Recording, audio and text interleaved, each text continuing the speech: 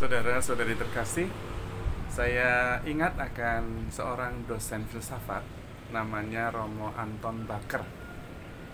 Dia mengajarkan kepada kami, pada mahasiswanya, bahwa setiap orang yang masih hidup itu dominannya kebaikan, minimum 60%. Tapi rata-rata di antara kita yang masih hidup ini kebaikannya itu 80%, kejahatannya cuma 20%.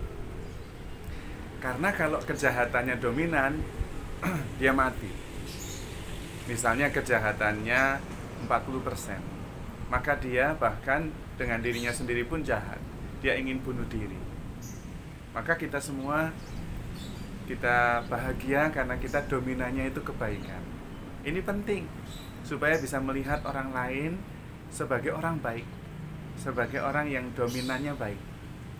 Dan itu langkah yang bagus untuk memulai sebuah dialog, pembicaraan, rekonsiliasi. Bukti bahwa kita semuanya baik adalah karena Tuhan menanamkan kebaikan di dalam hati setiap orang. Buktinya, setiap orang ingin menjadi lebih baik. Kita semua pasti ingin lebih baik. Kalau bisa, hari ini lebih baik dari kemarin, besok lebih baik dari hari ini. Terus kita selalu menginginkan kebaikan, ingin lebih baik, ingin lebih baik. Dan yang menarik, Tuhan meletakkan masa depan itu penuh pengharapan. Melalui Nabi Yeremia, Tuhan mengatakan, "Aku menyiapkan bagimu masa depan yang penuh harapan." Nah, ini menarik. Menariknya kenapa? Karena kita sudah ditanamkan kebaikan dalam diri kita. Kita menghendaki sesuatu lebih baik dan disediakan masa depan yang baik. Lebih baiknya lagi, dalam perjalanan menuju kepada masa depan yang lebih baik, dengan niat yang ingin menjadi lebih baik, Tuhan menemani dengan Roh Kudus-Nya, membimbing dengan ajaran-ajarannya. Maka sudah ditanamkan kebaikan, menghendaki kebaikan, ditemani dalam perjalanan menuju kebaikan, dan disediakan masa depan yang penuh pengharapan. Maka kita percaya bahwa kita semua pasti akan baik-baik saja. Bahkan kita akan menjadi lebih baik bersama Tuhan. Dan Tuhan sendiri mengatakan, "Jadilah sempurna, sebagaimana Bapamu yang di surga sempurna." Itu artinya bahwa kita semua harus mengakui bahwa saya belum sempurna, teman saya juga belum sempurna, sedang menuju kesempurnaannya. Maka fokus pada meningkatkan kebaikan masing-masing yang sudah ditanamkan Tuhan.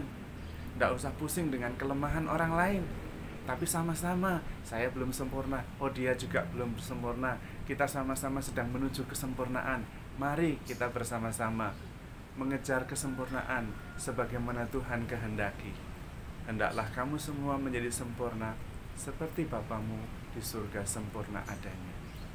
Dan ini bagus sekali. Itu berarti bahwa kita menjalani hidup ini fokus pada kebaikan kita, makin lebih baik, makin menjadi lebih baik. Tidak fokus pada keburukan orang lain. Yang kedua, kita sadar bahwa kita sama-sama belum sempurna. Saya belum sempurna, dia belum sempurna. Menjalani lebih ringan, menjalani hidup ini lebih ringan. Sedang bersama-sama menuju kesempurnaan. Dan kita juga ditemani oleh Tuhan, dibimbing dalam perjalanan menuju kesempurnaan kita masing-masing. Maka jalanilah hidup ini dengan sikap kerendahan hati bahwa saya belum sempurna, saudara saya juga belum sempurna, tidak perlu menghakimi, tapi sama-sama saling menolong. Dan percaya bahwa dia baik, dominan, saya juga dominannya baik. Pelan-pelan menuju kesempurnaan kebaikan. Apalagi Tuhan sudah menyediakan masa depan yang baik, menanamkan kebaikan dalam diri kita, dan menemani dalam perjalanan menuju kebaikan itu. Maka bergembiralah, bersukarlah, bersukarialah, dan tetaplah bersama dengan Tuhan. Mengikuti bimbingan Roh Kudus menuju kesempurnaan seperti yang dikehendaki Tuhan. Tuhan memberkati.